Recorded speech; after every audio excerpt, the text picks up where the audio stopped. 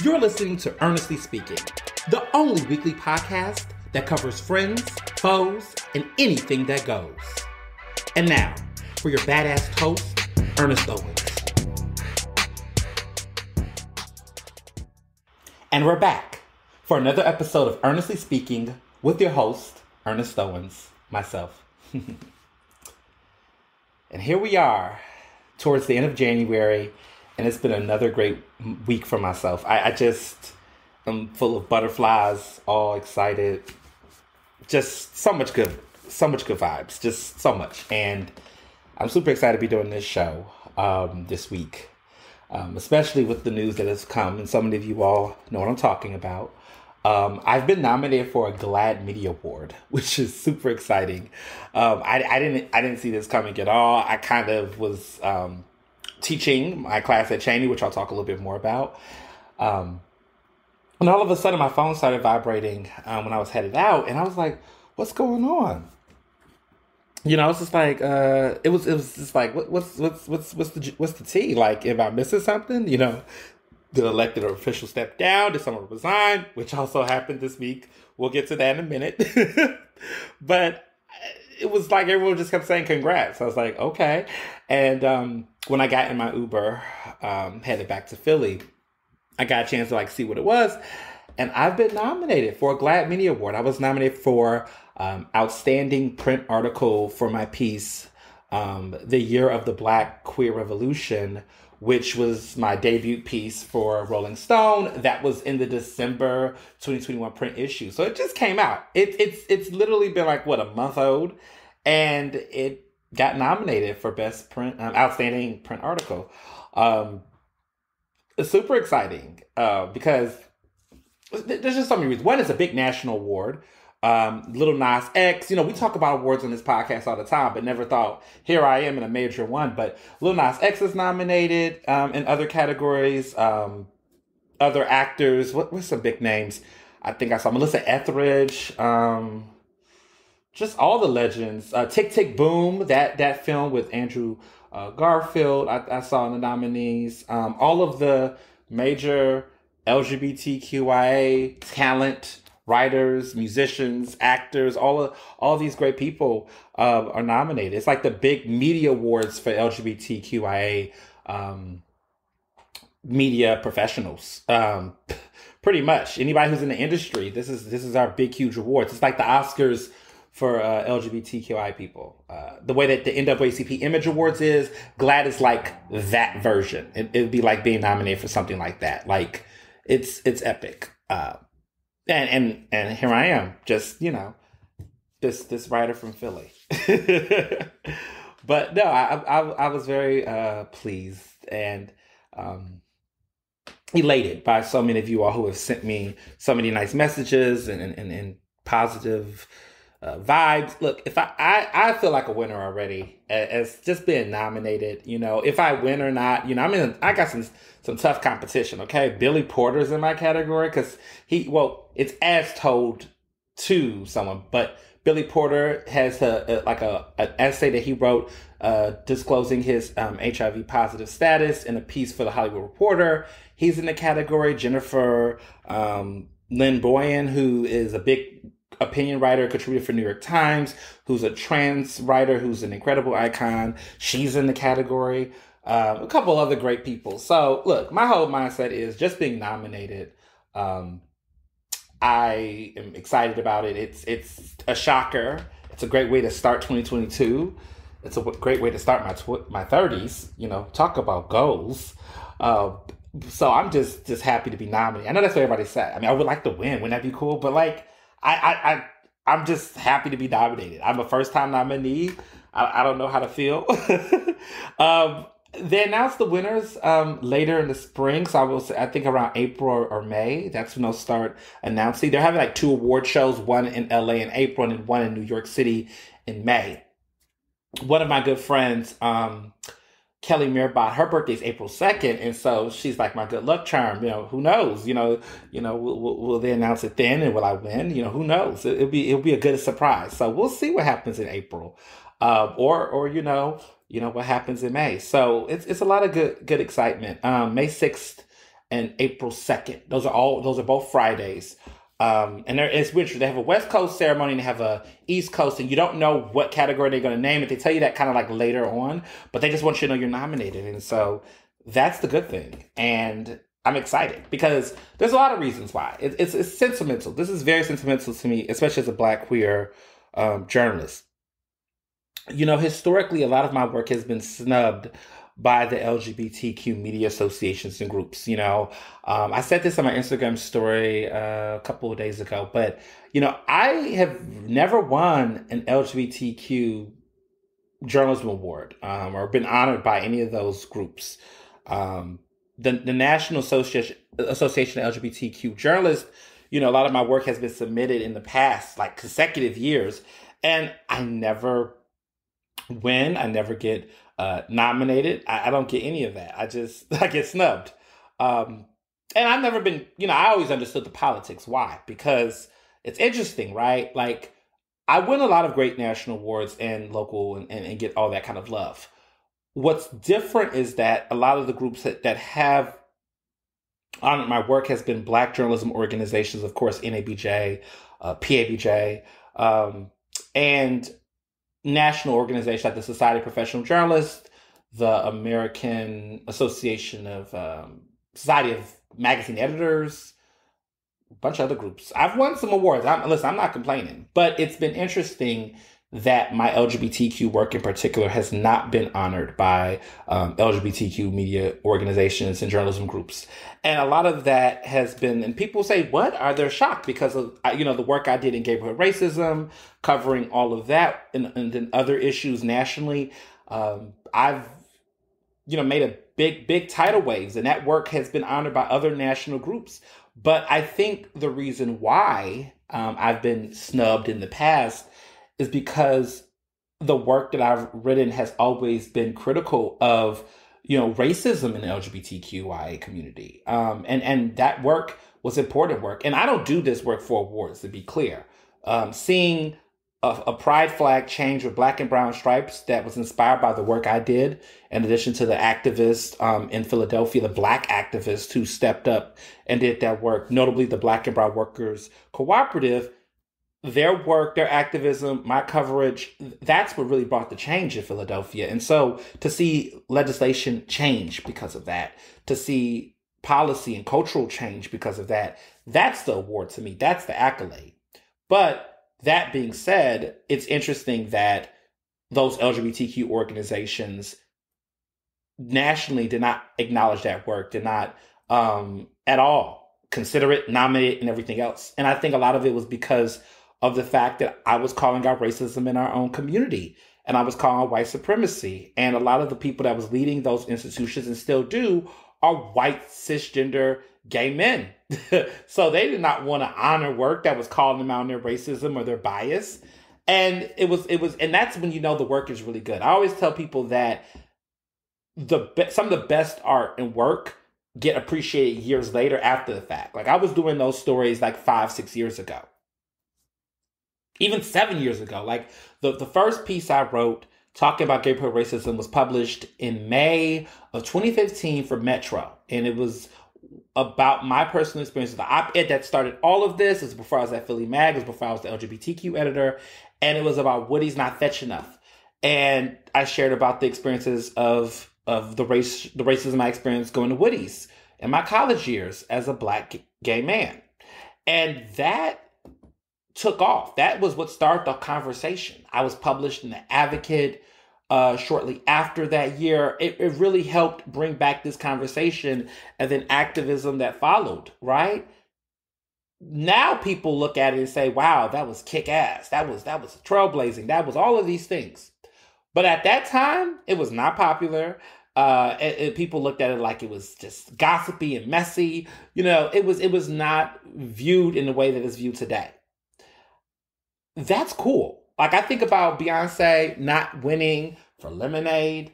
I think about, The Weeknd's album, After Hours, Blinding Lights. The fact that that is one of the biggest hits of our generation. And it was not even nominated for a Grammy or anything like that. But it's been on the Billboard top 10 longer than any other single. It's beat Chubby Chase as one of the biggest Billboard hits of all time.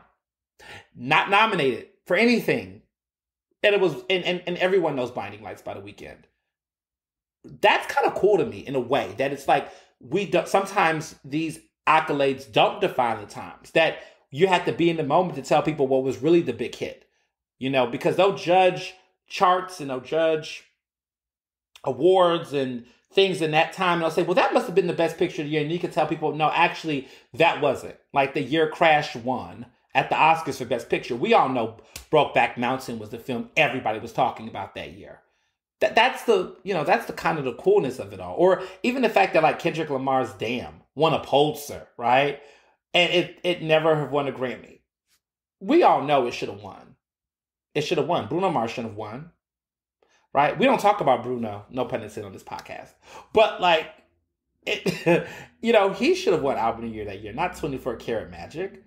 But that's the whole thing. Like that's the thing about culture and art, is that oral history, that cultural memory of the times, I think shapes things the way they are, or at least tell us. But it's also good to fucking win and be accurate, right? So it's cool to be on this interesting side where my work is being appreciated in this way. That finally people are coming around and seeing it, and it can hopefully set the record straight in the future. So I'm just happy to be a GLAAD Award nominated journalist. Like I'm a GLAAD Award nominated doing the work that's real to me. Keeping it 100. Like I didn't have to do anything. I don't know payola. I don't know the people that do all of that stuff. I'm just doing my work and doing the damn thing. So it just is cool. It's just kind of cool feeling. And shout out to all the people who have been booking me nationally. You all know who you are. The past couple of days, my agent's been hitting me up with speaking engagements, keynote speaking opportunities, and dresses. Look, we're looking through those inquiries. We're trying to get my schedule together. The doll is booked and busy. So we're doing a lot of that. Shout out to you all who are like, look, we'll pay you at my rate, paying me at these rates virtual. Like, I appreciate that. Thank you for that. I will do it virtual. I will even wear a suit from the top to my waist. You can't see my pants and shoes, but I will even wear nice shoes for y'all, even if you have me doing virtual. Like, I shout out to y'all for that. So I'm appreciating it. Getting, doing some cool keynote speeches. Stuff has just been lining up since the nomination came out. And for all of the people who want to book me, on Instagram, I have a link in bio. When you go in the link in the bio, it's called Linktree, and it has all the list of all the tabs and links. You can see a section that says book me now. You can click there, and the information to book me for speaking engagements, all those type of endeavors is there. So do not hesitate to reach out. There is room, there is space. I can make it happen at the best of my ability. So let's make it happen. But thank you all for just spreading the love and keeping me around and afloat. And what's crazy is that wasn't even like what I expect. Like, I have some big stuff coming out in the next couple of weeks. I've been hinting and teasing, and each day as I have finished the story. And now we're in the process of, we're done with edits. We're just now going through fact checking. But there is a story coming out towards the end of the month. It is going to be epic. It's national. I can't tell you where it's being published. I can't tell you what it's about. I know I've been hinting at it, but one of the followers have said to me in the comments, it says, whenever you tease at something, you never disappoint. I promise you, I'm not disappointing. I said this last week, but I will even say it again here. This story is going to be big. You're going to hear about it. People are going to be talking about it. And it is probably one of the most important stories I have written in my career thus far. It is a story that has kept me up. It has made me anxious at times, but not like extremely overbearingly anxious, but like just has made me be like, ooh, this is coming. Ooh, let me make sure all of my social media stuff is together so that, people don't be there might be trolls. Who knows? But it's deep. It's big. It's juicy. It's spicy. It's a shocker.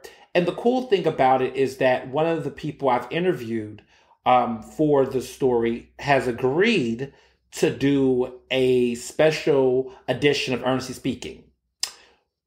Yeah. So it's not over. right? There's going to be a special edition episode about this piece with one of the people who was in it. And if I do special guests, you know that they have to be somebody of public interest. It has to be big because I don't do that many features on my podcast. But this right here deserves its own special, and it's going to be huge. And I can't wait for you all to be in this moment. It's going to be epic.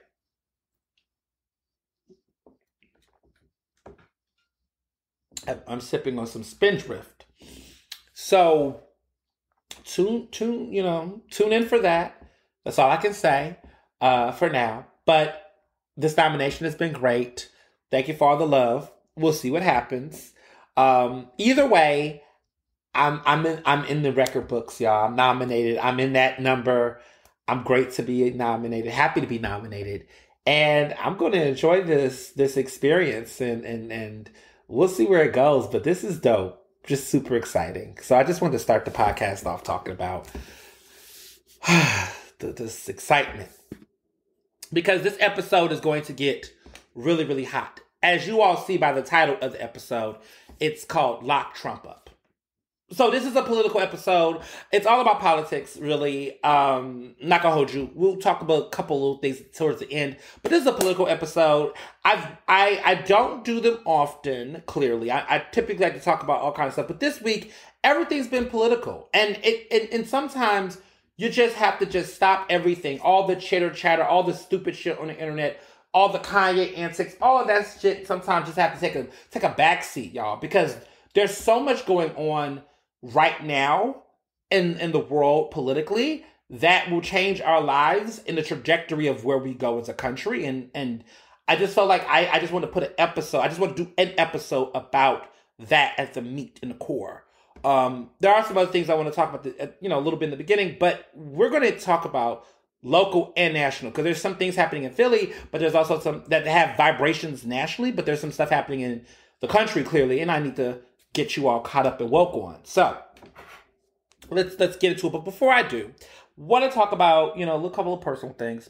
So I was in DC this past weekend. My bestie, Amanda Parks, soon to be Dr. Parks, had her 31st birthday in DC. We got this lovely Airbnb. And so so let me sidebar this. So last episode, I was very quiet about what I was doing over the weekend. I knew I was going to DC. I almost slipped up and said I was going, but this was a surprise. A group of her friends, not all of her friends, but a group of her friends. She's probably laughing at this point, listening to this part, because I am messy. No, a group of her really, really, really good friends who show up for her all the time. We got together and coordinated her and her boyfriend, he's a nice guy, got together, planned this party for a couple of weeks. We was not going to let Omicron fuck it up. We actually made this an Omicron proof party. Everybody was vaxxed, boosted, all of that. It was a small number of us. And we got a really great Airbnb. I never heard this place. One of her close best friends, who she grew up with, named Rwana, who is like her Jamarcus. And you all know who Jamarcus is to me. Like that. And then I'm the guy equivalent, and she's the girl equivalent to me, to opposite, if that makes sense. Yes, it works that way. So she found this Airbnb that was like decked out. It was a tropical jungle theme. At first I was like, why are we having a jungle theme? This is racist. No, I'm joking. But this woman has her place decked out to look like a beautiful tropical safari. So some of you all who was looking on Instagram, checking it out, I was shocked because Amanda had on a dress that worked for that theme, and she didn't even know what the theme was. But it looked like that green Versace dress that J-Lo wore to the Grammys back in 99 or 2000. That era, that dress, that iconic dress that had the drape and the cleavage, it looked similar to that. And it worked for the theme of the party. We got a caterer. We ate inside of the house. Everyone stayed inside. We didn't go out to any bars. All the liquor was there. My husband, Mr. Johnson, aka Bartender Barrett, made these lovely cocktails. And we had a really good party. It was very fun, festive, great memories. We all slept overnight there. We all had our own individual rooms. I had the zebra bedroom. Rwanda had this, the flamingo bedroom. And it was animal themes all throughout. It was beautiful. It was 2 stories. It was great. It was fun. So I'll just say this, and I'm gonna say this. I'm gonna take a sip real quick. Mm. So I've been drinking the blackberry spindrift and that cucumber spindrift too. It's addicting. I've really, honestly, I have to say this real quick. The spindrift won my sparkling water wars.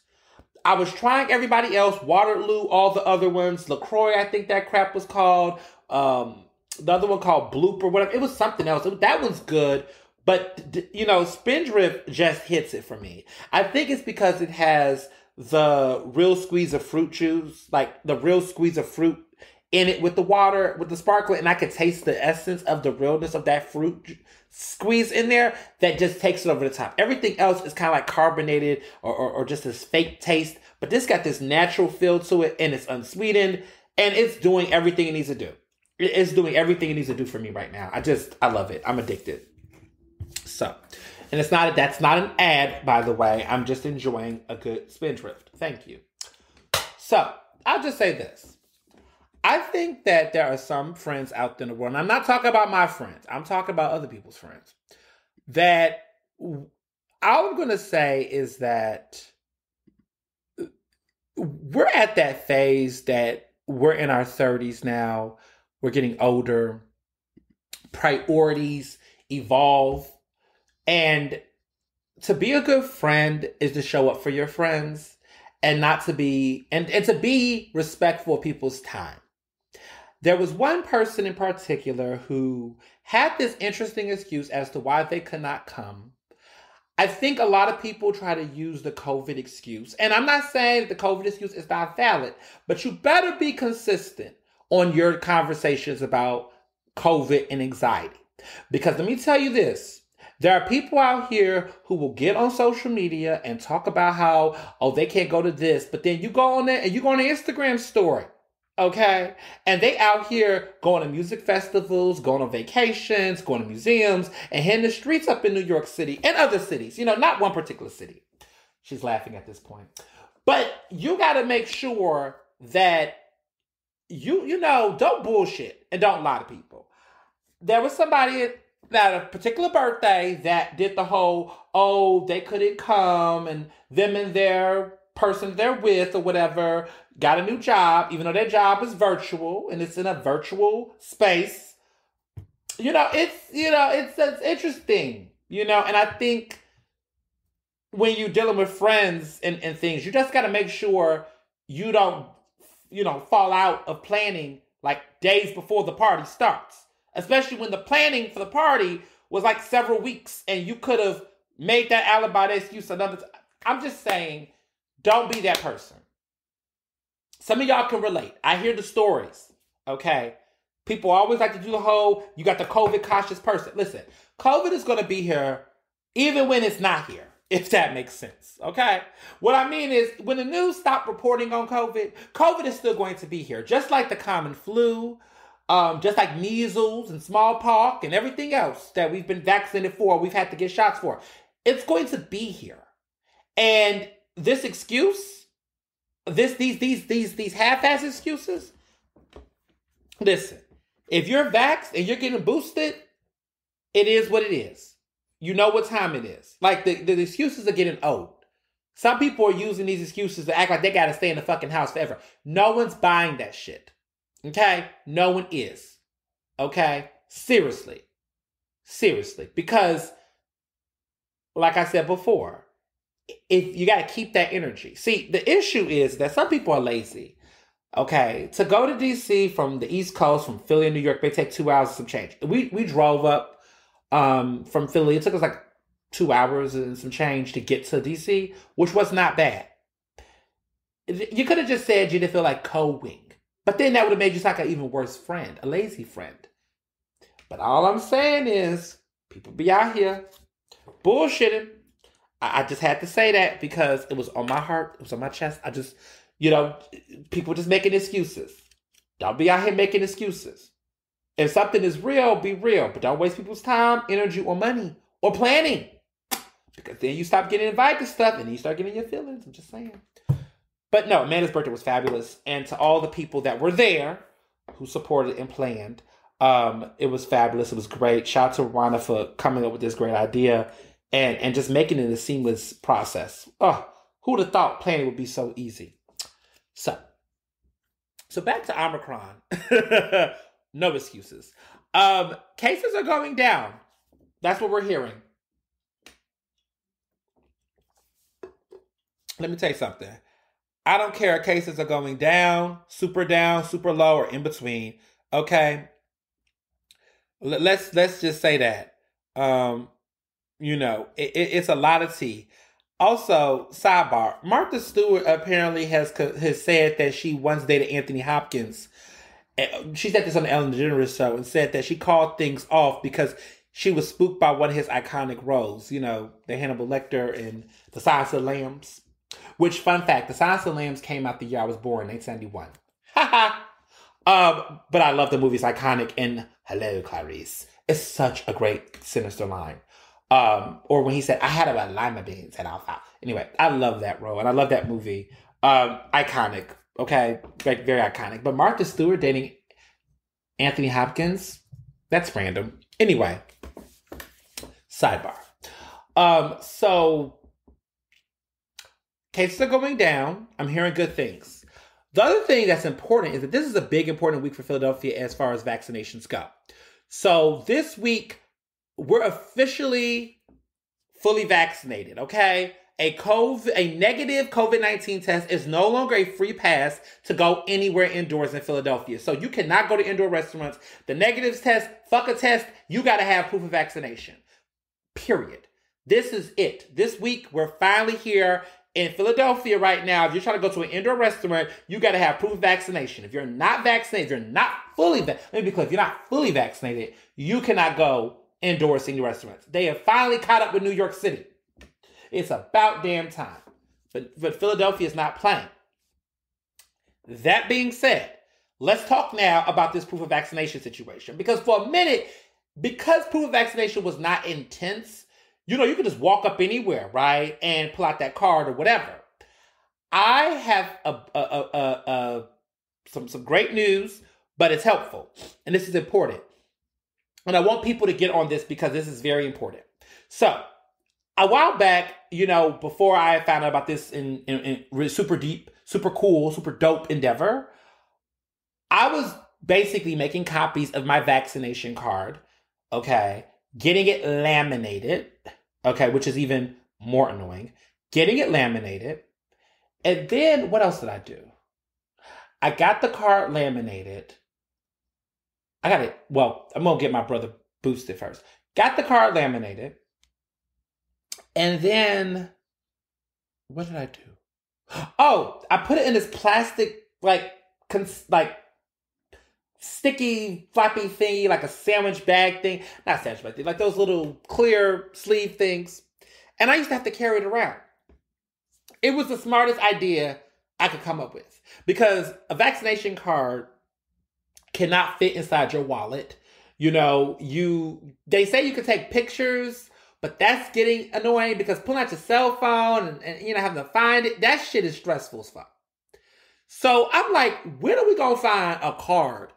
Where can I get a card? Right? And then I found it. The Shot Card official. This is at the Shot Card. Or you can go to the website. The website is The Shot Card. Which is I'm looking at it right now. It's theshotcard.com. And I am collaborating with them on promoting this card.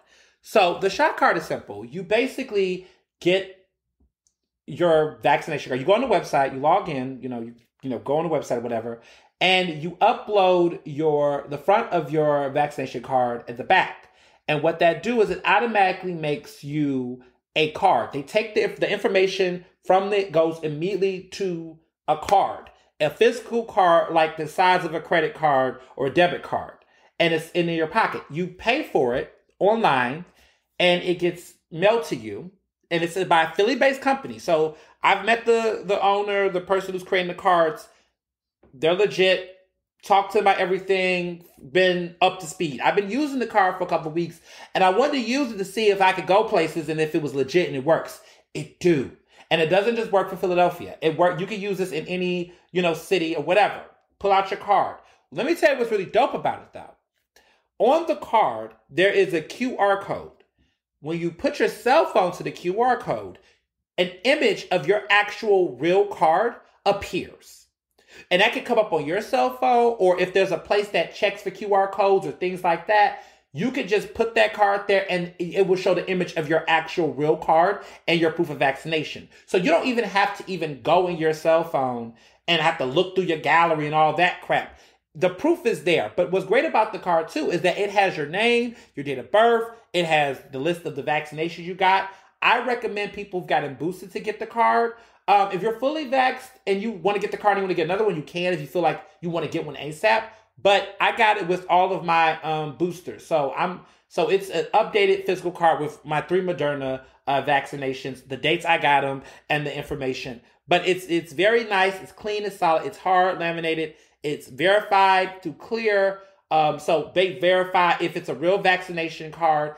If it's not, if it's a fake one or whatever like that, they're not taking it. There's certain things they can do to verify.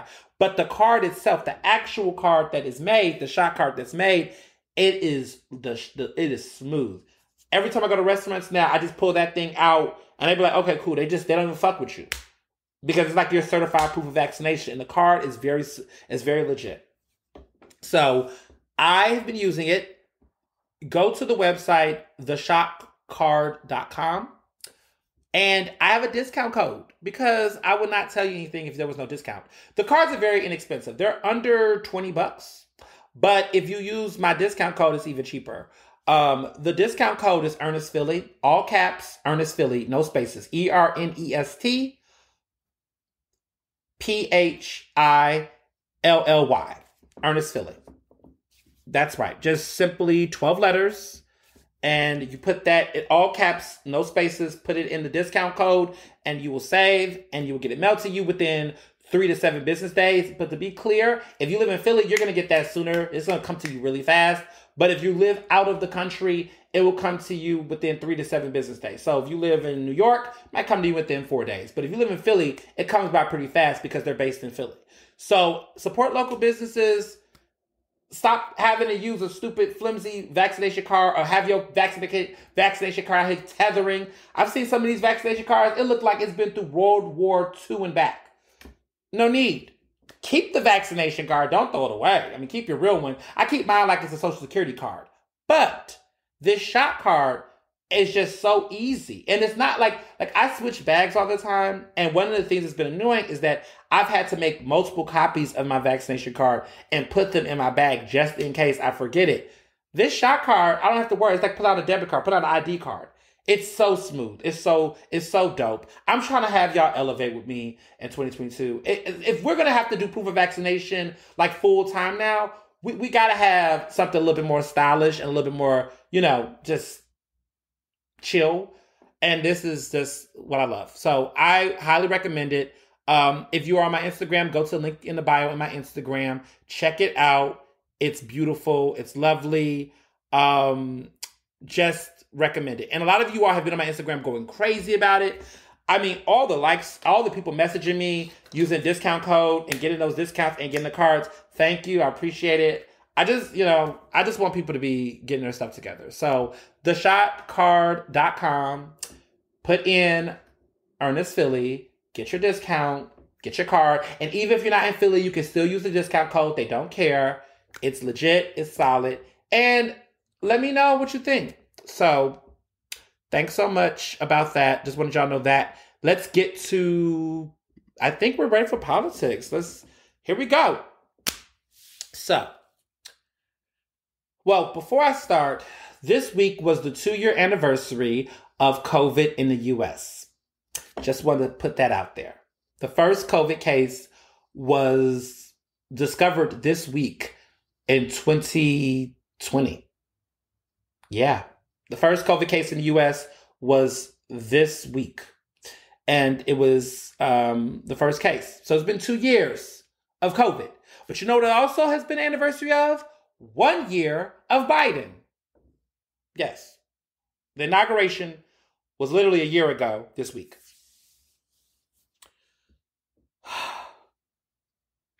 There's a lot. There's a lot. There's a lot to take in.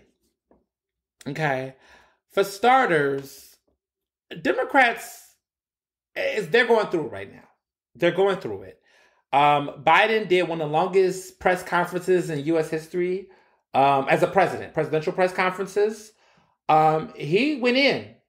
He's starting to find a spine. MLK Day was difficult, y'all, as a Black person. But let me just start by saying I didn't do anything on MLK Day. I rested. I chilled. This week was my first week in person at Cheney as Professor Owens. That's what my students refer to me as. I don't get too much in depth about teaching because my students are probably listening to my podcast now. So I would just say it's been great. It's been a great first week. I got my own office. The class has been pretty good. I had perfect attendance. Like everybody who, came in. Everybody, most of them are freshmen, which is exciting. They're eager to learn. One of the students had told me that I was like pretty much a breath of fresh air to the program when class was over, just because a lot of professional practitioners, people who are from the journalism world, is not in these classrooms teaching.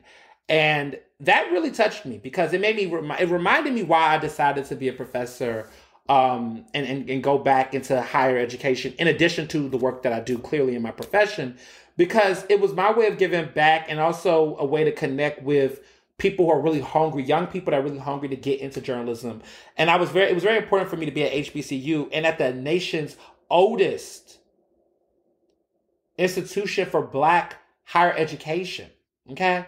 Cheney's the first, y'all, the first to do what it do, to do this. Cheney is. And so I do everything first. The University of Pennsylvania was the first university. Harvard was the first college. Penn was the first university. Everything I do is first, top tier. I'm the president of the Philadelphia Association of Black Journalists, the founding chapter of the National Association of Black Journalists. Legacy here. That's what we do. And so it meant something to me to be at Cheney. People say, why Cheney? Why not Lincoln? Lincoln's all right. They got their own firsts. But I wanted to be at Cheney because that's the origin point of this Black higher learning experience, this HBCU experience. It started in Cheney. Cheney was the backbone of that. There's history here. And it happened here. Legends, people I look up to, Bayard Rustin, Ed Bradley, the legendary Ed Bradley, the legendary Bayard Rustin, they went to this school. That means something to me. There's something that connects me to this. When Cheney reached out to me to be an instructor, right after I got my master's degree from USC, that connection, that was something. That was a calling. I don't take that for granted. And so it means a lot to me to be there and to teach these students. And, we're teaching, we're starting. I got office hours.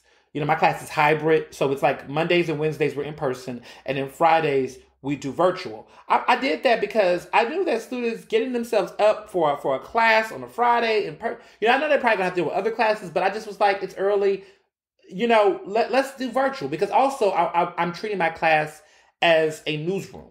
So in a newsroom today, you're not in person the whole time. You're doing stuff through Zoom. You're doing correspondence. We're multitasking. I want my students to feel like how we're engaging with technology today. So it's not going to be your typical Zoom type of lesson. It's going to be treated like a newsroom. We're in correspondence mode. We're talking. So this is the first week. So far, so good. Really loving the love I'm getting from the faculty there. I got my ID. I'm feeling good. I'm an adjunct professor. My mother was so proud of me. It's just so exciting. But anyway, I digress. So that's what I was getting ready for. I was not celebrating MLK Day. I didn't have time for the hypocrisy, of Kristen Sinema, whatever her name is. Miss Senator, who is backpedaling. They try to put a challenger against her. Bernie Sanders not playing. Bernie Sanders said, listen, if she don't get her shit together, he's going to back a challenger against her. The Democrats are playing hardball. About damn time. It's crazy to me this week. So let's get to this week. The filibuster got crushed. The Voting Act, the voting rights crushed. We're in a fucked up position right now. Filibuster's done. Voting rights is done. We're fucked.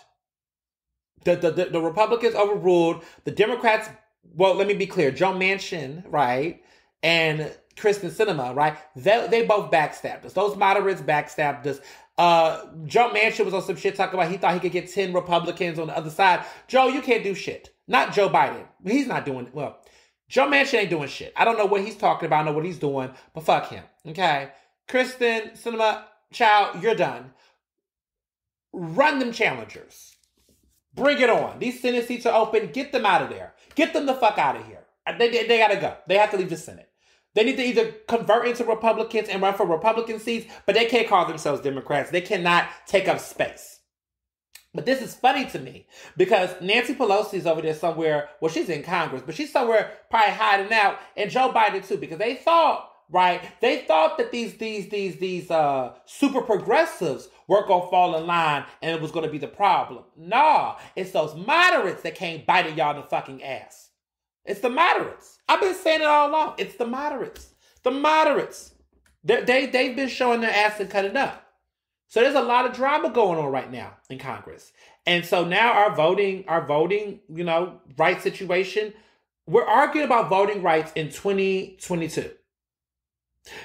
The Dr. King would have been in his 90s, and he would have still been living, and that dream would have, well, clearly the dream would have not been fulfilled. I wonder what it would have been like if MLK would have lived to be in his 90s as of now, right? What that would have been like. Like, what would he would have said about Trump? Would we even have had Trump?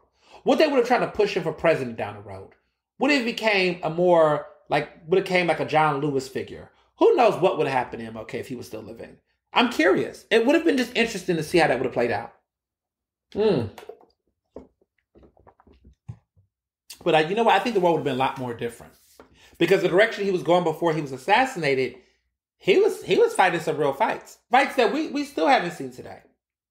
Stuff about labor and pay equity, poverty. Stuff that people just kind of skip over right now in the Democratic Party. Basic income conversations we're having now. I mean, it's very interesting how they have whitewashed him. And you know what's funny? You can tell a person who does not know about MLK's history when they always create the dichotomy of, be more like Malcolm and be more like Martin, not as much as Malcolm. But you start to realize reading that these men were on the same type of time. They were different in their faith, but they were on the same type of radical time. And I wonder, like, if things would have been a little different, if they would have sat down and would have had an interfaith coalition, and they would have really said, you know what, like the way that is happening now, right, in some of these civil rights groups, we would have fucked it all up. It would have been a takeover. It would have been a moment, man. We could have had it all. We could have had it all. We could have been rolling in the deep. So I think about that a lot, But look at where we are now, right? 2022, we're still arguing over voting rights. We're still arguing over, like, the shit that we know is racist. Why are we still debating this? We know that the filibuster is being used as a way to abuse the rights of people. That it's meant to stop people from having a chance to go forth and set forth to do what they do. It's not just about voting rights, it's about a lot of other things. But this is just sad that this is being abused and being used. So that's where we are. Biden is having some interesting moments. I mean, his press conference, which was interesting. There were highs and lows in that press conference. One of them was he's like, I'm not Bernie Sanders. Oh, we know you're not Bernie Sanders. We got you. We get it. I'm tired of folks being shocked on social media about some of the remarks that's being made by the Republicans as well. Everyone's showing that video of Mitch McConnell talking about African Americans are voting just the same as Americans. We know what he means. We know what it is.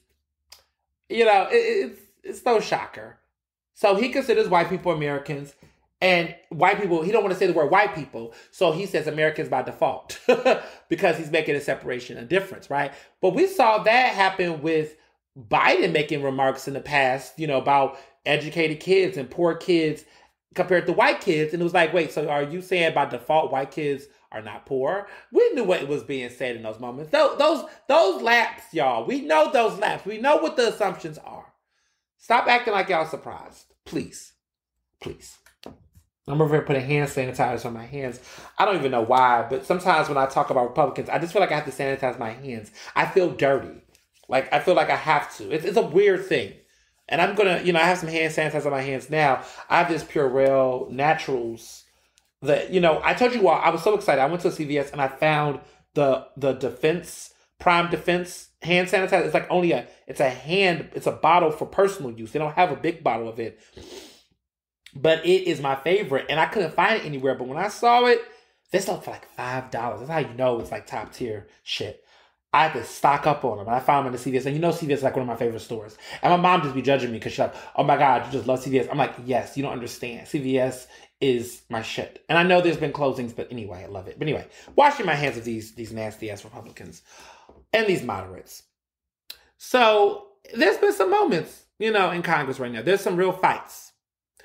And it makes me think about what's going on actually locally, because there's some major moments happening in Philly right now before I get into, the main event. I know y'all want to hear about Trump. We're going to talk about Trump in a minute because Trump is very juicy and I'm very excited. But we can't get into Trump yet. Hold on. So let me start off with Philly. We had a resignation this week, y'all. Woo! Bobby Heenan, city council member Bobby Heenan, has officially resigned after 2 months after he was convicted on several conspiracy charges.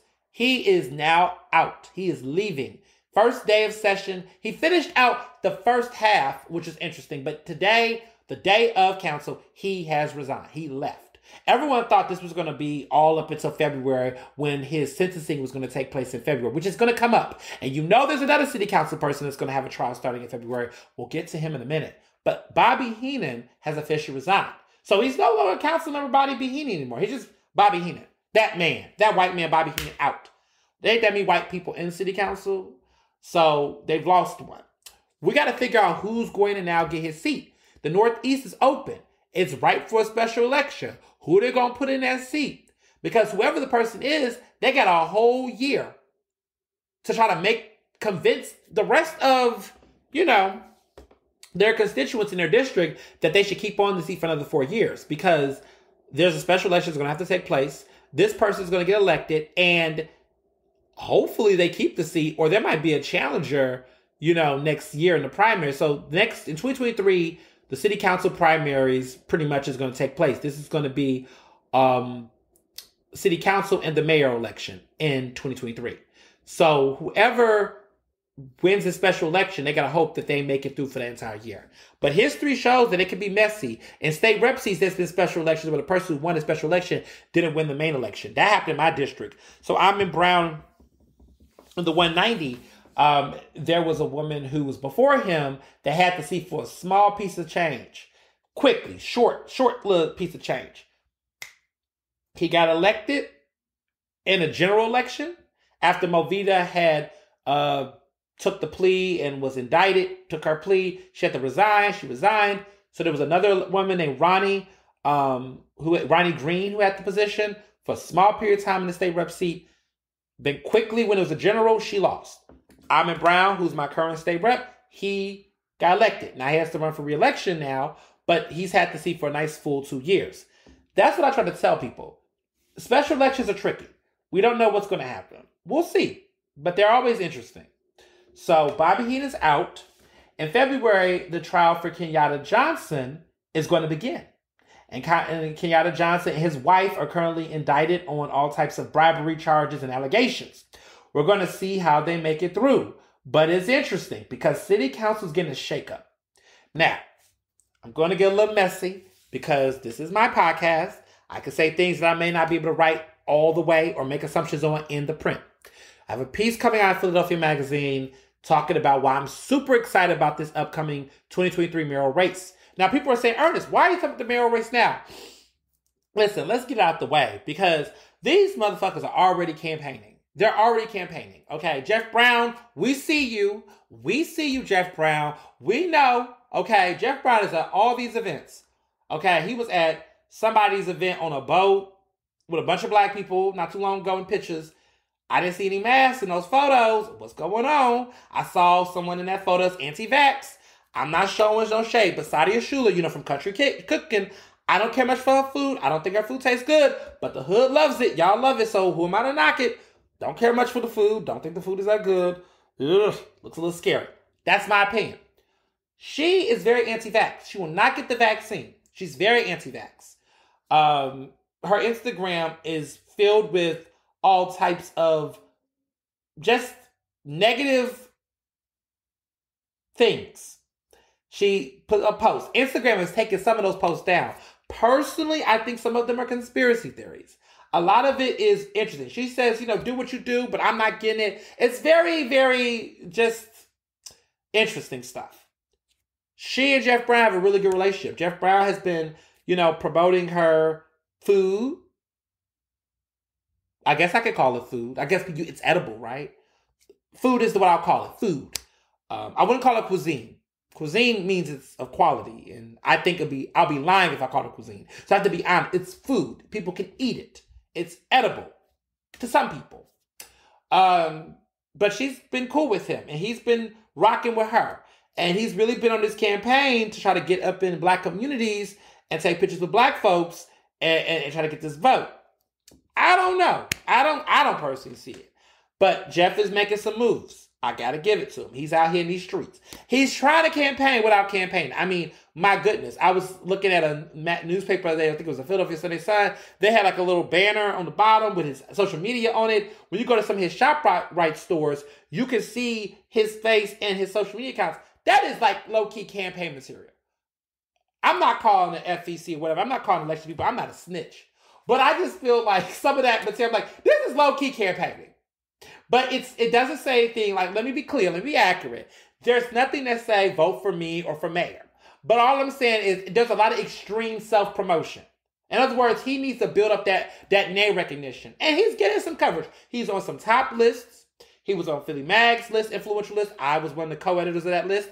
Jeff Brown is influential. I will never take that from Jeff. Okay, so I'm not saying he's not influential. The man got grocery stores. He is putting our people in jobs that have background records. He is helping people who have been incarcerated to get second chances. That's admirable work. He's making sure people got jobs in communities, providing, grocery stores and food deserts. I cannot take that from him. I just think that what we have to understand is that good community service stewards are not necessarily great mayors. People who are good in the community need to stay in the community, do that good work. I don't think every person who's a good community service steward should be an elected official. Period. Ernest Owens, elected official? Not now. Joking. No. I'm serious. No.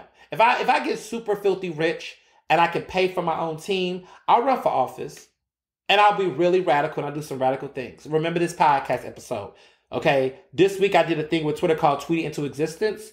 And I'm just saying, you could put some stuff in existence. But who knows? Maybe I will be an elected official one day. Who knows? But if I am, I would have to have some real money. And it would not be money from any of these unions. And no shade to the unions. I like the unions. But some of the unions. Like, I wouldn't want no Johnny Doc money. But he seems to be canceled now. So I wouldn't even be getting his money. I mean, maybe laborers, district council, people like that. Ryan Board people. Those people are good people. I just probably wouldn't get money from some crazy folks, developers and people like that.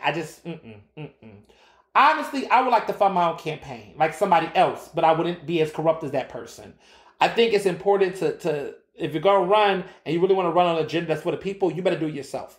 Like this podcast. This podcast is independent. I pay for this equipment. I apply for the grants. I got the resources to put my own shit together so I can talk the way I want and be unfiltered. That's why I have this weekly podcast, right?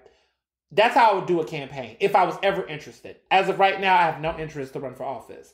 But I've learned in my life to never say never. But quite frankly, I don't plan to. But like I said, I am 30. What happens when I'm 40 or 50? Things can change. I don't know. But what I will say is that I better have some money I need to pay for my own campaign. Okay? They say it takes about $1 million to run for mayor. I have some money by then. I'll see y'all soon. That being said,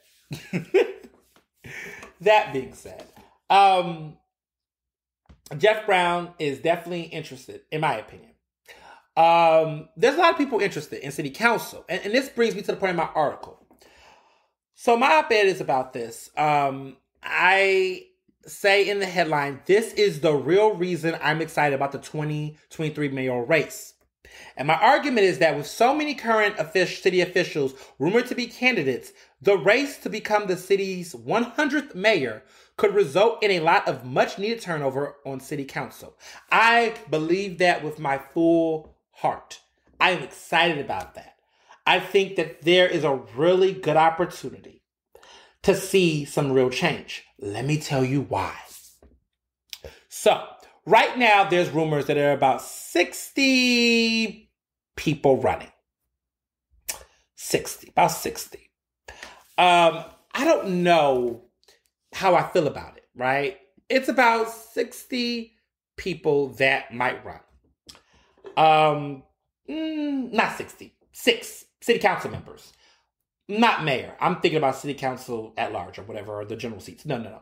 There's about 6 city council members that are being rumored to run for mayor right now. 6. Let me look at my fingers. Derek Green, Helen Gim, Maria Canoa Sanchez, Sherelle Parker, David O, and Cindy Bass. Those are the 6 city council members that are rumored to run for mayor. Now, let's be clear. I don't think all 6 of them are going to run. I've even heard that one of them is probably going to retire. One of them might retire, actually. I'm not going to tell you who that person is now. We'll see if it happens. But I know I've heard one of them will probably not run for re-election. So I think the word retire is probably inappropriate. They won't run for re-election for their city council seat. Won't tell you who that person is. But the other ones, though, however, the other 5, the 6 in total are being rumored. A lot of people don't know that the other person may not actually run for re-election. But 6 are running. The rumor is that they're going to run. Or at least they're weighing their thoughts. They're considering it, right? That's what I'm hearing. Now, I don't believe all 6 will run. Don't think that's going to happen. I think about 3 might be serious about running. But regardless, that's not my point. In city council, you have to literally resign to run. If you are a city employee, okay? If you're a city employee in Philadelphia, you must resign from your city job. Whether you're elected or not elected, you must resign from that city job in order to run for the position. For another position. For mayor or whatever. You have to resign from, it doesn't even matter for mayor. It could be any position. So if you're the Register of Wills and you want to run for city council, you have to quit your job as Register of Wills to run for the city council position. You cannot do double duties. Now, you're probably looking like, well, damn, what about these state rep people? They're not a part of the city. That's not in the city charter for them. They don't follow the city charter. The state legislation, their rules are very different. You could do double duties and shit. It's kind of fucked up in my opinion. So let's talk about what's fucked up. Like Malcolm Kenyatta is a state rep and he can run for U.S. Senate. His district, okay, the 181, they're going through some things right now, okay? They are dealing with gun violence, poverty, and everything else over there. You know what this man's too busy doing out here at the Harriet Tubman statue, talking about endorsements that's going to help a race that he's not going to win? We'll get to that in a minute. But he's not actually doing his job. He's campaigning on work hours. So while he was at the Harriet Tubman statue, he got the SEIU endorsement for Senate. For Senate, okay? Big endorsement, big deal. Get it. He got that endorsement. Wow, that was in the daytime. That was hours he could have been in North Philly, okay, doing the work, getting his district together. Also, it should be mentioned that he's not resigning from his seat as state rep. He's still running for re-election for state rep while he's also running for Senate. So he is double dipping right now. He is running a state rep re-election campaign while also running for the U.S. Senate. And he's being endorsed by a couple of interesting people in the state legislation that's backing him. I'm going to call some of them out. What are you doing, Jordan Harris? What are you doing, Jason Dawkins? I mean, I don't expect much from Jason Dawkins at this point, but damn it, it's a little disappointing. What are y'all doing? You know, I thought y'all was going to get on the Connor Lamb train. Interesting. But I guess that they're all state reps, so I guess they got to support the loser. I get it. It's politics. So you got to support the loser. So you're going to support the loser. I get it. But at the same time, we see you. We see you. We get it. I'm looking at them like, well, first of all, Jordan, I'm not trying to be messy, but I'm looking at you like, aren't you? You're more qualified than Malcolm to run. Why didn't you not run for Senate? You could have ran for Senate. Well, why? Donna Bullock, which Donna knows I'm a big fan of her. Knew her before she was a state rep. She could have ran. And I don't care much for Joanna McClinton, and Joanna McClinton don't care much for me. I hear what she be saying about me in these streets. It is what it is, girl. She doesn't even support. She could run for Senate and be more qualified than him. She's more qualified for him than him. She's more qualified than him. She could run for Senate and probably have a stronger chance. I mean, we would be great with a black woman senator. Donna could do it. Anybody could do it than him. And I'm saying this as a black gay man. So y'all not going to call me homophobic. Because that's the thing. Anybody who says he's not ready, that is straight, they get criticized and called homophobic or whatever. I'm a black gay man that's in the same age range as saying he's not qualified for the job. He could be a great state rep and learn how to. He has hardly been in the position. But listen, I mean, identity politics do weird things. People just like, I want to support the black guy. Okay, the black inexperienced guy, that's what we're doing? Haven't we learned?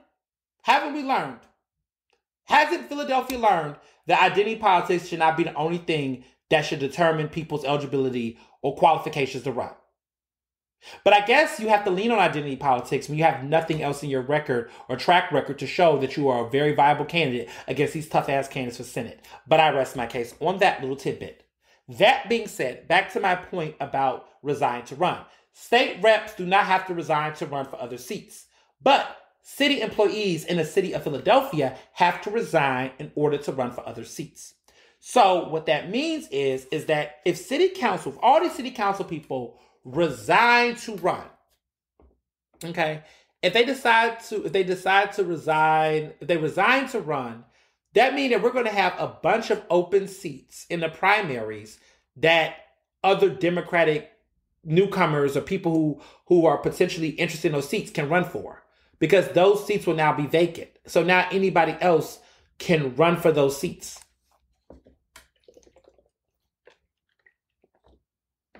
That's music to my fucking ears, y'all. Like, that is exciting. That means that we could have maybe four or five different city council members in districts. And let me tell you why districts are important.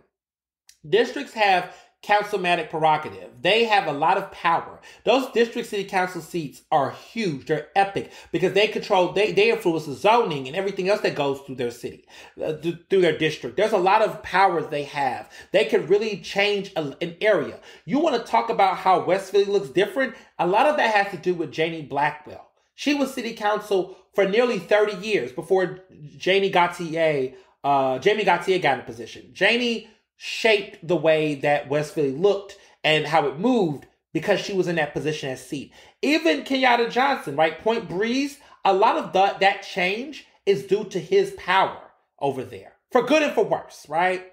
That's a big fucking deal. That's power that a city council at large person don't have. City council at large people, they have some influence, right? They're popular because they get elected citywide.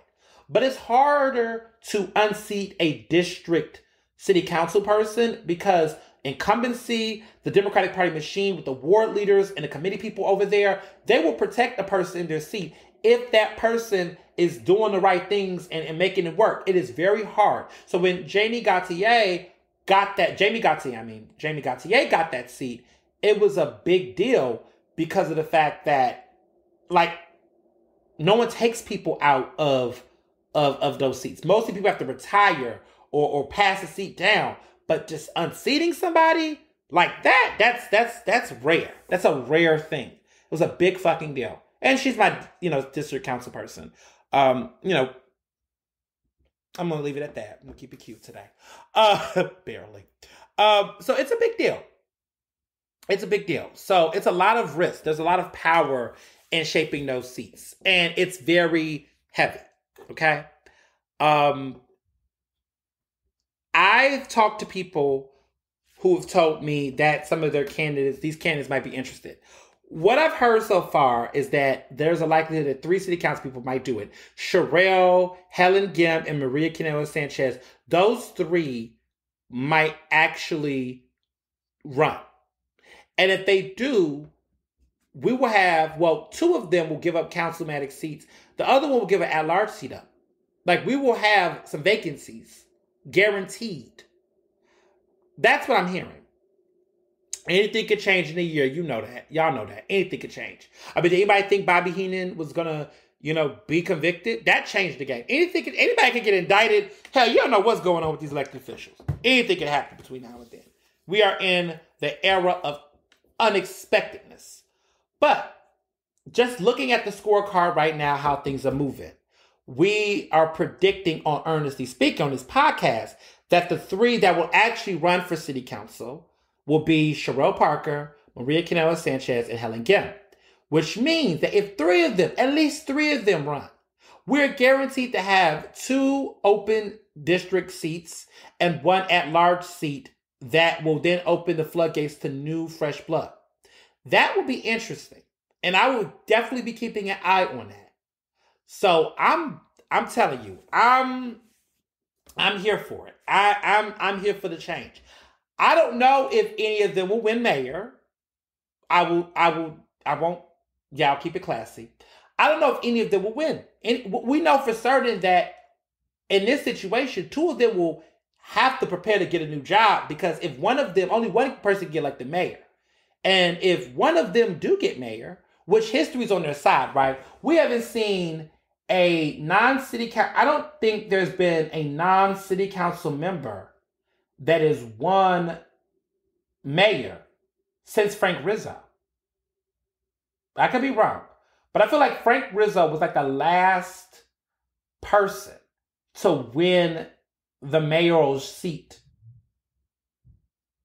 that was not a city council member. I feel like everybody else, Wilson Good, Green. Well, no, I'll take it back. Rendell was the last.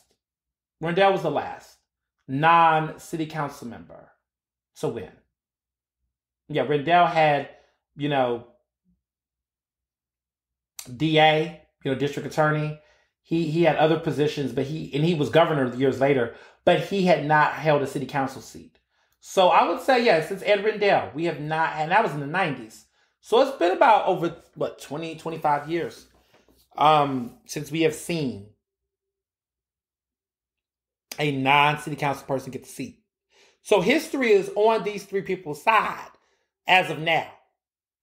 And we know that if they get elected, 9 times out of 10, they will serve 2 terms. Okay? Because let me tell you something. Wilson Good allowed for the move bombing to happen, and that man got reelected. Okay, that happened in his first term. And in spite of that bullshit, he got reelected.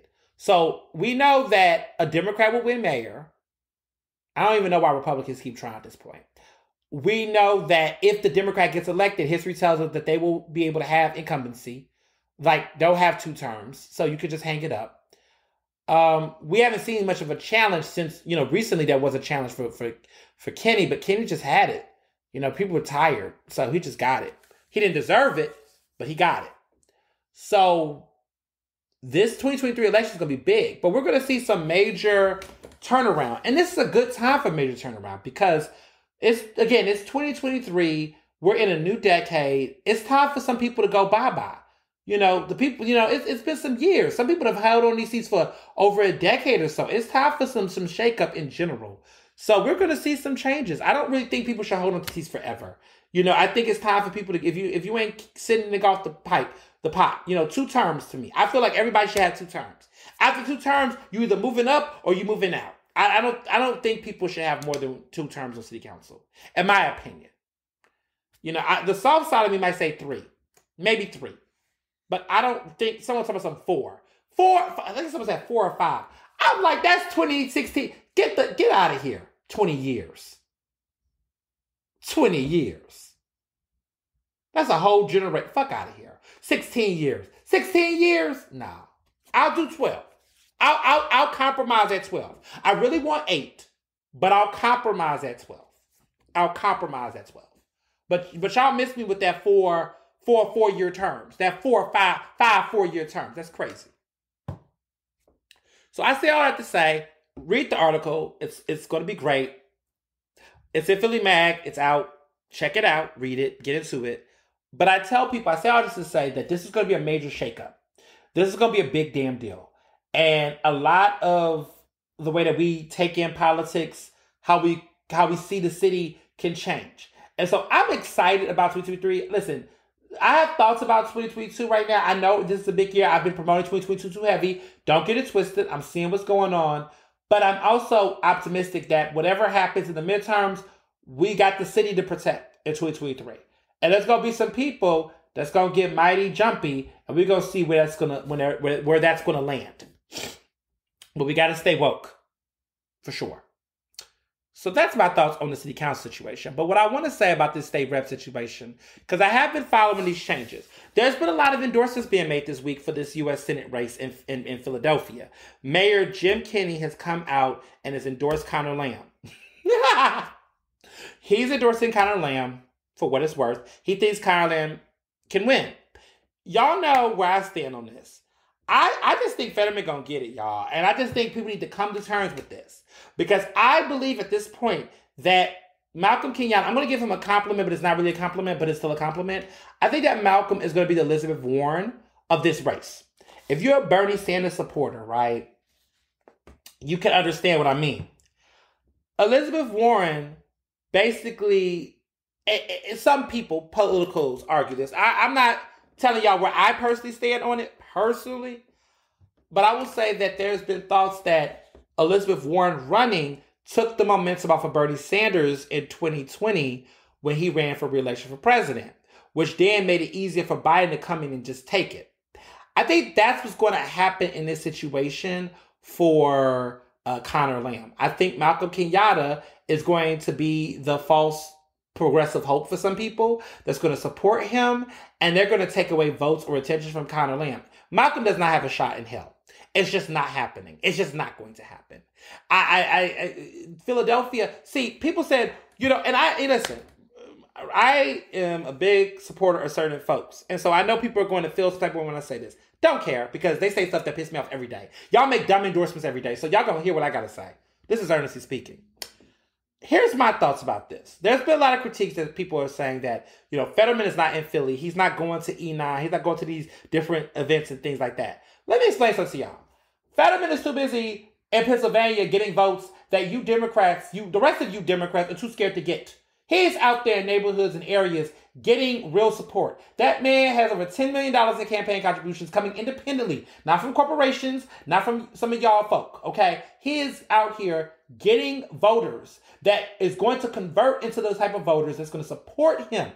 Let me tell y'all what is scaring the Democratic Party in this state. And this is why I can't help but stand for Fetterman, because what Fetterman represents is a revolution that needs to happen within the Pennsylvania Democratic Party. They have failed us tremendously, okay?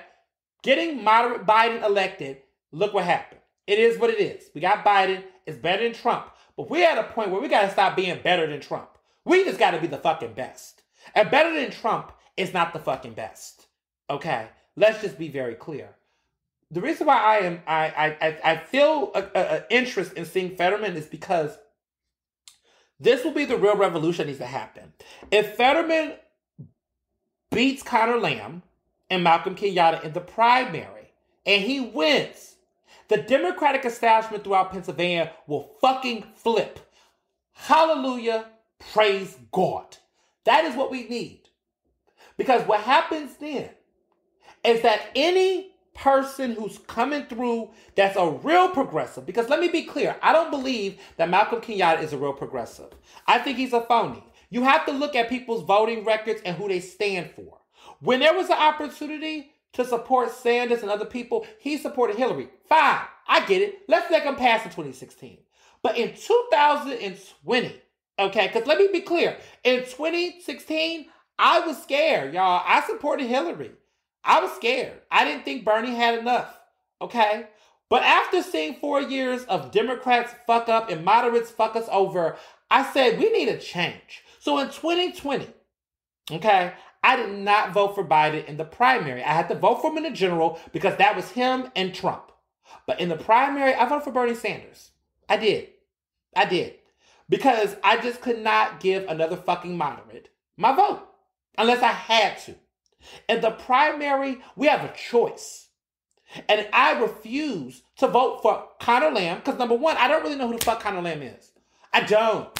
I think that he's a puppet from the Democratic Party in Pennsylvania. I think that people, they propped him up because they don't want to, they know Malcolm don't have it. And Malcolm doesn't have it. But they don't want to kiss Fetterman's ring.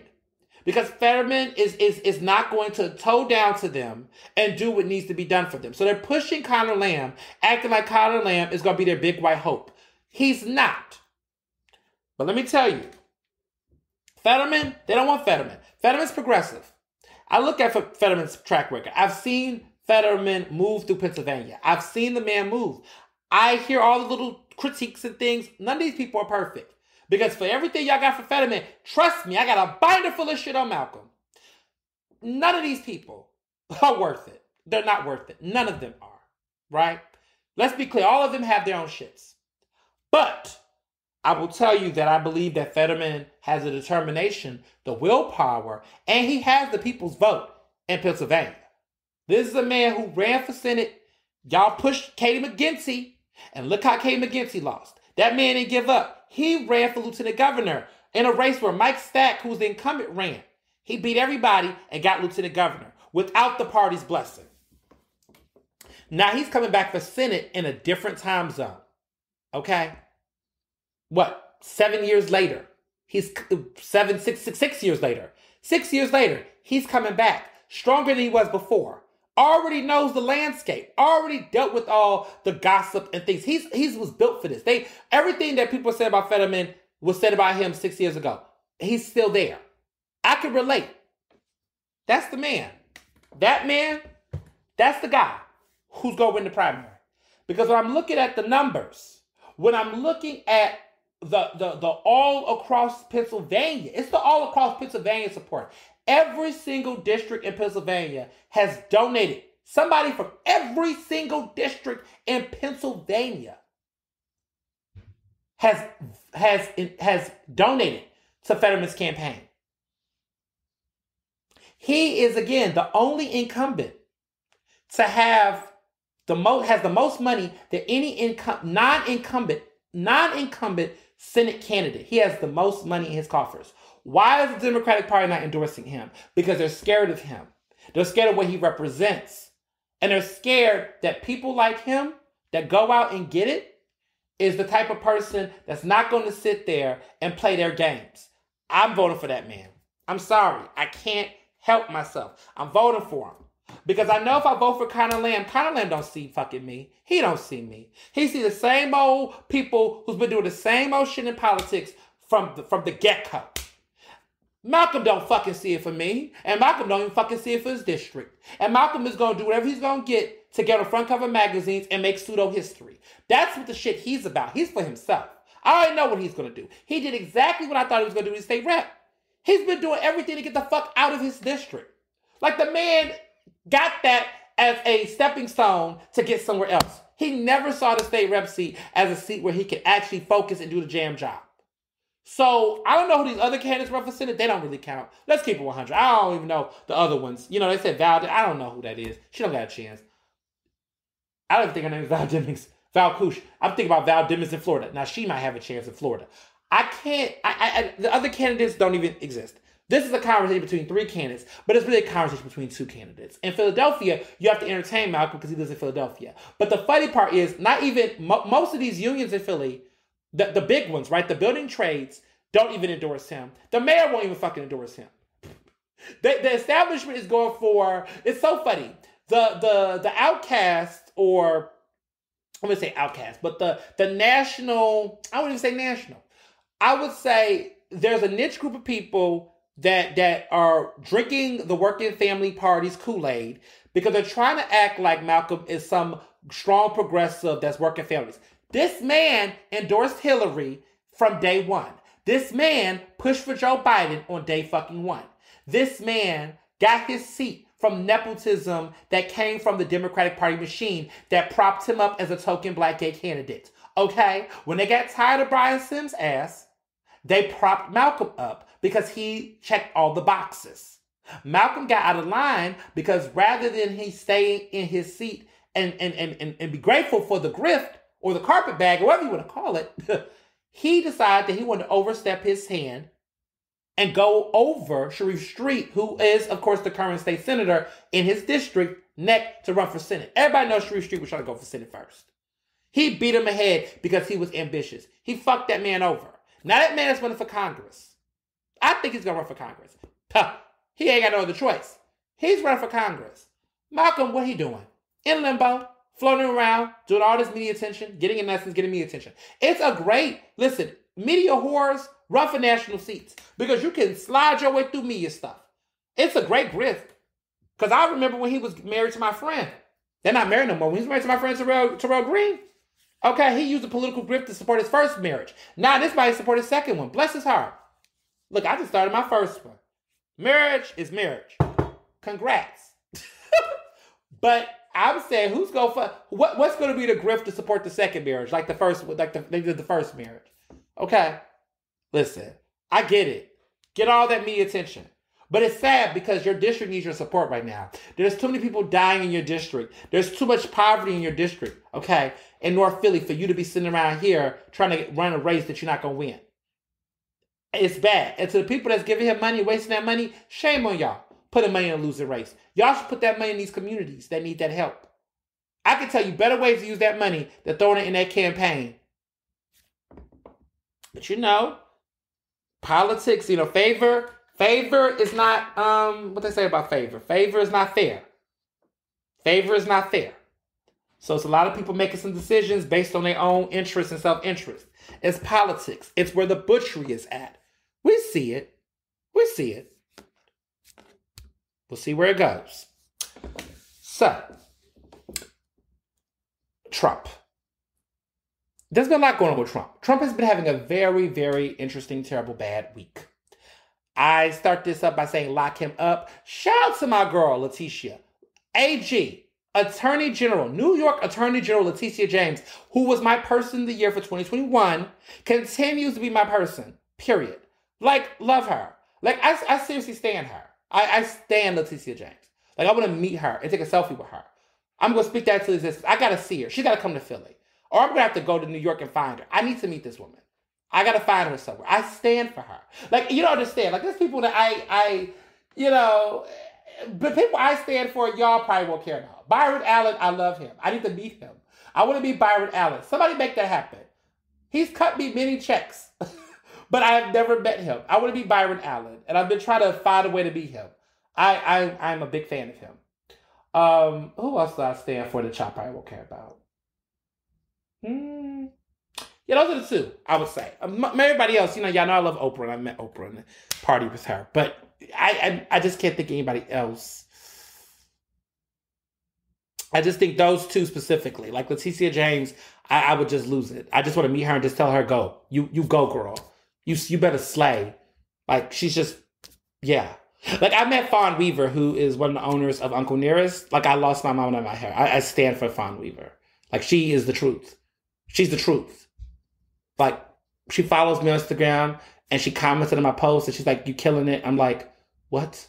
You're saying that about me? But I love you. You're every... Y'all don't understand. Just anyway. So... Letitia James, who was going to run for governor, and she didn't, which I think is great, because she must have known what we know today, that she was about to have, she found the receipts on Trump, and she did something so admirable. Someone like her could have capitalized off this politically and ran for governor, but she got out because she knew that her work was not done with Trump. That's a true leader. She coming, y'all, for another seat. We don't know what that seat is yet, but whatever that seat is, I'm going to donate to her campaign, because most likely I'll still be in Philly. And I will not be in New York. I will be able to give to her campaign because I won't be covering it. But I have to debate. Do I want to cover her campaign? Or I got to figure it out. But I love her. Anyway. Well, she is basically coming down. Trump was trying to get in her ass. She's called it what it is. She's calling it fraud. They're calling it fraud. She's saying that the Trumps have been getting involved in some fraudulent stuff. And she's speaking out because, he was trying to shut down her investigation of him. Saying it's taking so long, there's allegations, blah, blah, blah, blah, blah. But it's looking like she's got it going on. New York authorities are taking aim at Trump and his family, okay? These court filings that just dropped are showing how Trump's financial records are showing that there's some mess going on. It's weird, It's wild.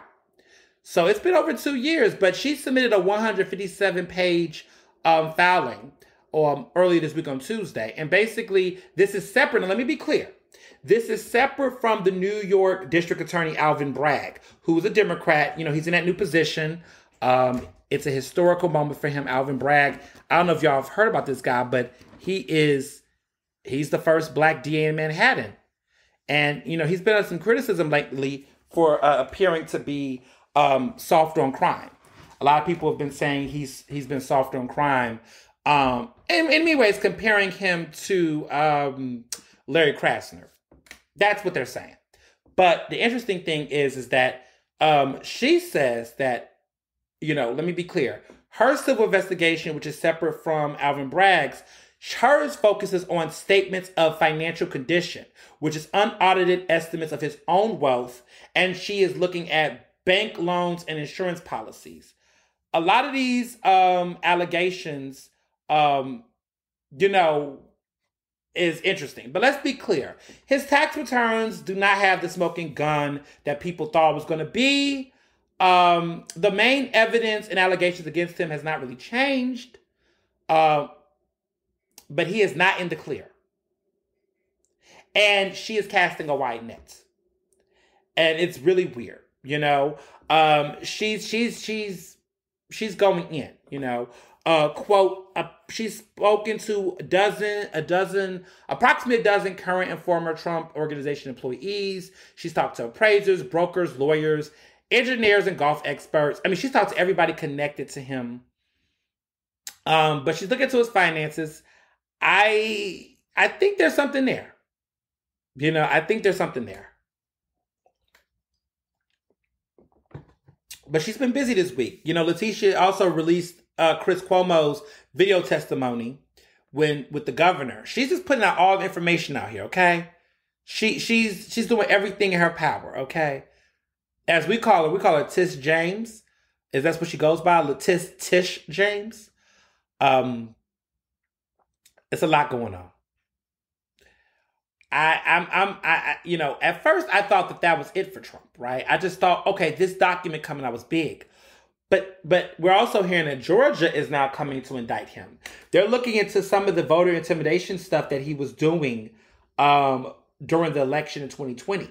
So Georgia is the Atlanta DA has now sent up to the state to investigate on some criminal behavior possibly with Trump regarding election stuff. That's what's being reported. And I'm curious to see what's going to happen over there because I was like, why is the Atlanta DA getting involved on Trump? He is apparently requesting a special grand jury in the Trump election inquiry. They're trying to see if there was looking into the Trump Georgia election interference probe. There's some stuff going on, but he is actually asking for a special grand jury to probe it. So shit is getting real over there. Fulton DA requests special grand jury for the Trump poll. That's looking deep. It's not over. Trump's behavior before and after. It's looking mighty spicy. I'm just saying. Again, still not over. Still not over. Still not over it. But then it gets even more interesting. They're looking for Ivanka. They want the January 6th committee is asking for Ivanka Trump to come through. They're looking for Ivanka now. Ivanka Trump out there now. They want her phone records. They want to get some information about her. I'm sitting here looking like, damn. The daughter. They're calling for her to step up. They want the January 6th Insurrection Committee, the group who's looking to the insurrection, is asking for Ivanka Trump to talk with them. Okay, Ivanka. Now, Ivanka loyal to her father. You know, she's very close to her father. Very close. So I know she is probably biting her nails trying to figure out what's going on. But they're looking into her. They want to talk to her. That's not even got anything to do with the other thing. But then, just when you thought, because it keeps getting juicier, just when you thought that it couldn't get worse for Trump, the Supreme Court, this is a big fucking deal. The Supreme Court has broken up. They are rebuking him. They're allowing the release of the January 6th files. He wanted to withhold the materials on January 6th from the House committee. The Supreme Court has rejected that request. It's an extraordinary rebuke. And there was only one person that dissented on the Supreme Court. The only black person on the Supreme Court. Clarence Thomas. Justice Clarence Thomas was the one who dissented. But that's because everyone's talking about how his wife was up in the mix. Clarence Thomas's wife, who has had her own interesting history of being problematic. I was actually shocked by some of the stuff that was being said about the wife being involved. Not with the insurrection per se, but there's people that, a lot of people, she was one of the people that supported Cheney, Liz Cheney, being put out of the GOP. And so critics demand that Clarence Thomas retire after the Trump documents showed the dissent, because the wife of his wife basically signed a letter against the January 6th committee. And she also wanted to push for Liz Cheney to be out of the GOP. And her name is Ginny Thomas or Ginny Thomas? Ginny or Jenny? I don't really follow her. It's spelled Ginni. But she done put her ass out there. And then she tried to apologize for her pro-Trump remarks. But it's too late for that. It's too late for that, sis. You done already showed your hand. I do think it's time for Clarence Thomas to retire. Last year was the 30th anniversary of the Anita Hill hearings, in which she accused him of sexual harassment. He's been in the Supreme Court for now 30 years. It's time for him to go. It's time for Clarence to go. I don't understand. I'm not gonna, Clarence Thomas. His last name is Thomas, short for Tom, the original uncle. I think he puts the time. I'm not going to go there. He is 73. I would just say that. It's time for him to go. So it's not been a good week for Trump, and honestly, I was getting a little nervous. I was getting a little cynical. I was getting a little skeptical. I didn't think that he was going to eventually get in some deep shit. I didn't know for a minute. I had a moment, but I'm something. There's smoke here. I think we're finally going to get a fire. It's getting close. It's getting close. There's some strong accusations being made. Shit is getting close. Because now that there's been some time from him in the White House, people are getting weak. And I feel like people are going to start ratting. I think people are going to start ratting. I have a feeling that somebody's going to rat. There's some stuff going on with Rudy Giuliani, and that's got me thinking.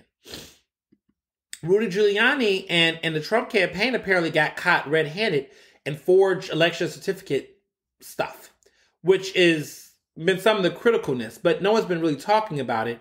But there's been some speculation that pretty much Trump campaign officials led by Rudy Giuliani oversaw fake electors plot in 7 states. 7 states. What's going on? What's going on? It's too much. It's too dirty. It's too dirty. It's too dirty. Where do we start? I mean, is he going to go down for the election? Some of this election shit. Is he going to go down for his own private business bullshit? But something is getting wet, and it's just too much going on. It's too much. All I gotta say is that if Obama was in this shit, Obama wouldn't. I can't even play that game. There's a lot of people that play that game where they say, well, if a black person, I'm not even gonna do it because we already know the answer. Everybody's like, well, if a black person does this, blah, blah, blah, blah. Y'all, whatever. Whatever. You know what I'm saying? I'm questioning this. I'm questioning y'all. I'm side-eyeing all of y'all. That's all I gotta say. I'm side-eyeing all of y'all.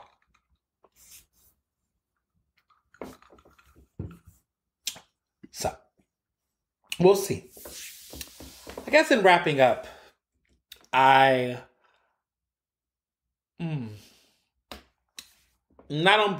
on, we're talking about locking people up. This restraining order, Britney Spears, has filed a cease and desist. Not a restraining order, but kind of. But she put out a cease and desist for her sister, Britney Lynn Spears. We talked about this last week. Some of the drama because Britney Lynn Spears' book came out. Read it. Hated it. I didn't like the book. So I did read it. I read it. I'm a fast reader. And the book was very easy to read. It wasn't like one of those deep, dense books. It wasn't, Ulysses. But it was a very easy read. You could browse through it in a day, pretty much. I don't know if I learned anything new. I mean, I guess I should have read. Okay, so let me just say this. I didn't buy a physical copy. I read a PDF. I read a galley. Okay, so I didn't give any money to Jamie Lynn Spears. To clarify. What I will say is that her version, now that I read it, I understand why Britney gave her the cease and desist. It's clear to me that Britney recognizes that, well, let me sidebar this, because I got to take it step by step. So I read this stupid ass book. The book is just random because there's a part of me that read it and I feel sorry for her, or at least I tried to feel sorry initially. But then there's parts where she just cannot stop but interject Britney. And the funny thing about it is that it's a walking contradiction, the book is. Because she spends the book talking about how she had her own issues, her own struggles, her own family issues, her teen pregnancy. I mean, she talks about a lot of shit. But there's parts of it where it's like, okay, one aspect is that this is a girl who struggled being under the shadow of her superstar sister, and she was trying to navigate her own career, stumbled in her own life issues, and is trying to find a way to, discover herself. So she talks about how, like, a lot of the things in her life, she couldn't share her sister's, her pregnancy with her sister because they were like, don't tell Britney or whatever. Like, it was this thing where everybody was just shielding her from her sister a little bit, and so she felt like she had to navigate certain stuff alone. And then by the time she gets to an age where she's comfortable, or at least trying to get her life together, her sister's going through the shit she's going through. The part that is weird for me is that it seems to be some resentment at the fact that she felt like she could never make her own decisions or have this life. Like, she somewhat acts like her sister had the life that she wanted, even though we all know Britney was going through her own hell. But it's hard to believe that, because at the same time, you was coat riding off of Britney's fame to get your own fucking fame. Like, I'm sorry, you was not that talented. You wasn't all that. If you would have did it by yourself, you would have not been picked. You was literally picked because of your sister. And at one point in time, you enjoyed your sister's fame as it benefited you until it could no longer benefit you. And then that's where the resentment grew. That's my opinion, based off of the book. I'm just looking at, like, we know how you got your first film role. It was playing a younger version of your sister in the film Crossroads, which was a flop of a movie. But that's how you got your first film role. Literally. Then you got at the awards, you was going to award shows with her, making appearances on red carpets. You got on that Zoe show on Nickelodeon. She's got her own career from there. But then she begins to, Britney begins to, have her own life and grow up a little bit and get out of that spotlight in a certain way. And her stuff begins to fall. Because they were like, oh, the sister's going, so therefore you're going. I mean, there are other sisters she could have looked at to model. Good examples, Janet Jackson. Solange knows, sister of Beyonce. She could, these are sisters who established their own reputations, had their own careers, their own identities, and had their own success. Solange has definitely carved her own career. She has her own Grammy that is based on her own music, her own style and aesthetic. It's beautiful. It's truly beautiful. And Janet, I mean, my God. Oh, there are times where I wonder who really had the better career. I mean, we know Malcolm, Michael. We know that Michael had an exceptional career. But when you think about Janet, there are records that Janet have put Michael behind. There's just certain things that Michael Jackson achieved that others are wishing to achieve, but there's things that Janet achieved ahead of Michael. So I can see all of the different parallels and similarities between the two of them. But I also think that was not the case for Jamie Lynn Spears. She clearly could not become a Janet or a Solange to what was the Michael or the Beyonce of the family. She couldn't, get there. And I think that played a role in, her entire identity, her experience as an artist, yada, yada, yada, yada. I think that was the real issue. But at the same time, listen, it's not easy out here. Every artist must establish their journey. Every artist must, create their own experience. And I think that she just really never had it in that way. I think that she just comes from a family where they wanted everybody to try to be famous because one did. And sometimes that work and a lot of times that don't, right? It just don't. And hey, it is what it is. It's the business, baby. But all that being said, Britney is not playing any games. Britney is pulling out the chopper. And she's speaking her truth. She's going off. She's telling everybody exactly how the fuck she feels. And to some ways, it makes people uncomfortable to see it. But this is what we wanted for Britney, right? We wanted Britney. We said free Britney, right? That meant this woman was free. She is doing and saying everything she's been wanting to say for a long time. I've been waiting for this Britney for so long. And she is really busting out the chopper and letting everybody have it. Some people are upset about it. Some people are happy about it. I'm on the latter end. I'm happy about it.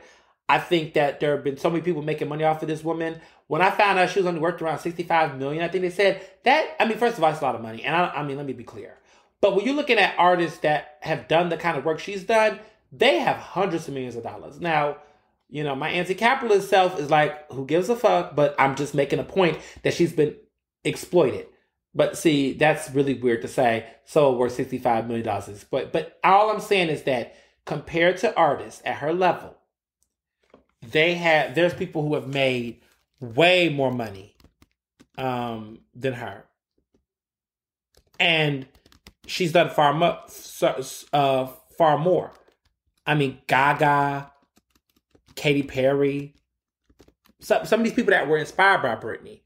Even Christina Aguilera, I think, has a larger net worth than Britney. Britney was at one point worth $215 million. And now the streets are saying that Christina Aguilera is worth $100 million more than Britney Spears. That's brutal. That's brutal. Now, I was shocked when I heard about that. I was shocked.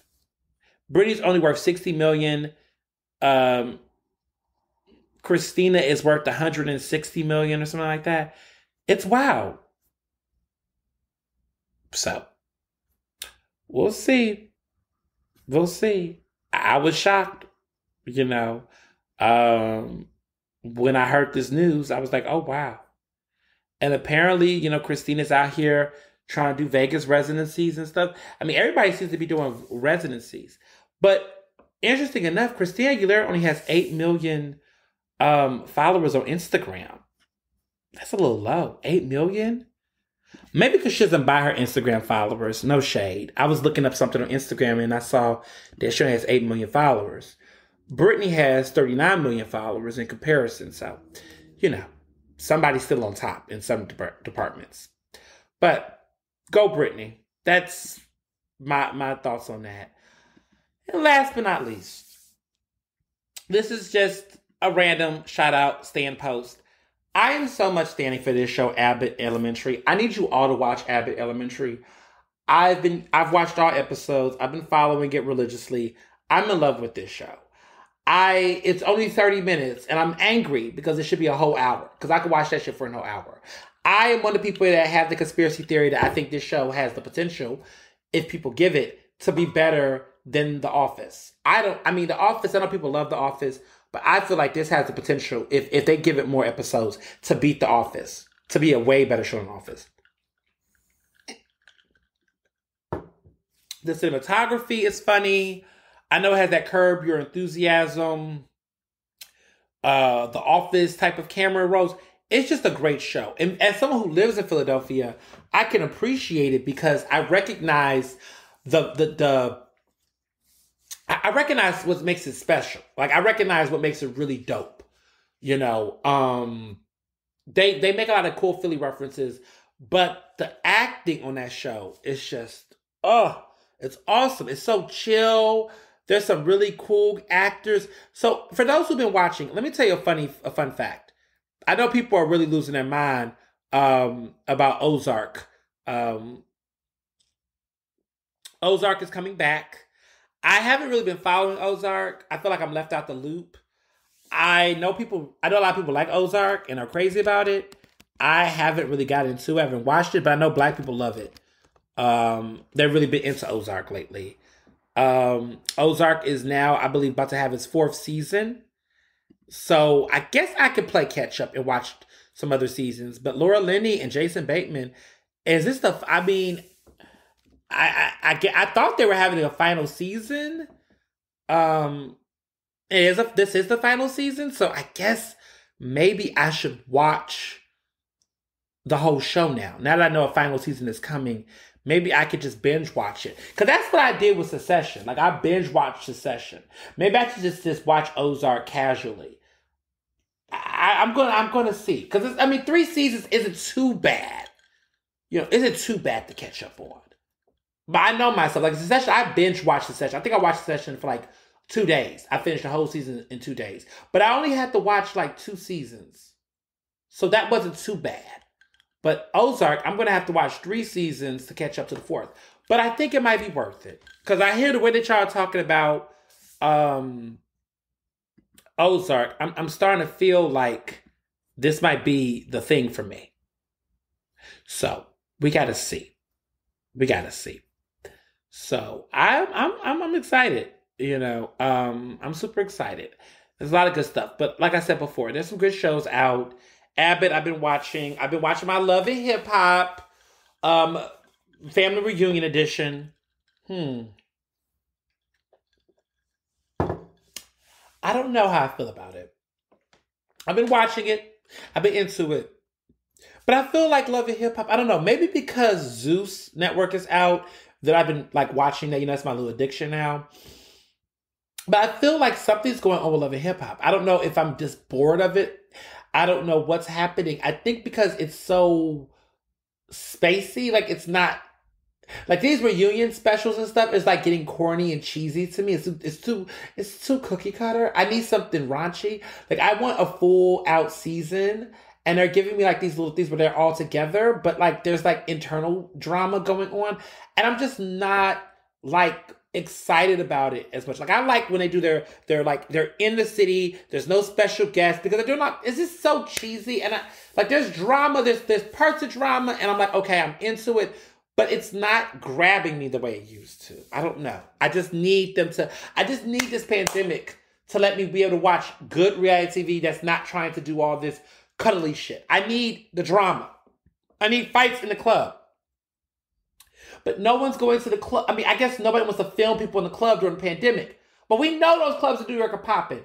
Okay, I saw with my own eyes Omicron spreading, right? Like the way that not Fat Joe. Yeah, he was like, it was so hilarious. He was like, COVID was in there. God bless. It's true. Fat Joe was in it like COVID was in that room. God bless. I agree. When you see some of these versus battles that were happening, you can't help but notice that was a thing. Like, I believe those were super spreaders, in my opinion, some of those clubs. I'm like, there was too many people packed in there like sardines. You can't tell me everybody in there was just doing whatever they wanted to do. So it's interesting. It's interesting. We'll see what happens. We'll see, how this all play out. So until then, be well and be best. Ernestly Speaking is recorded in Philadelphia, Pennsylvania, and can be found on Apple Podcasts, Google Podcasts, Spotify, and SoundCloud. To stay up to date with the latest on the show, follow me on Facebook, Twitter, and Instagram at Mr. Ernest Owens. Use the hashtag Ernestly Speaking to tell me what you thought about this episode, and check out my website at ernestowens.com.